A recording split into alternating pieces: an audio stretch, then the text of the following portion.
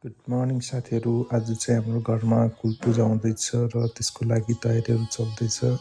सबसे पहिला चाहिँ पुजारीहरूले चाहिँ मन्दिर बनाउने रहेछ।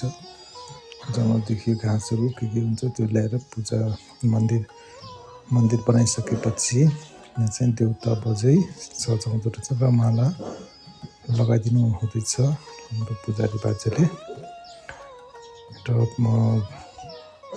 यो देउता बजेको साथमा चाहिँ 2 बोतल रक्सी पनि राखिदिने रहेछ है।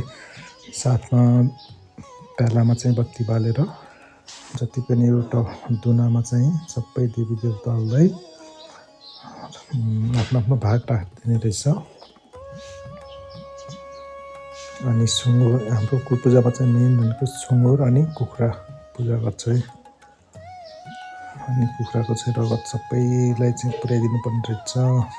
सुँगुर पनि काटिसकेको छ अनि त्यसको भिडियो चाहिँ तपाईँलाई देखाइन। र यति गरेपछि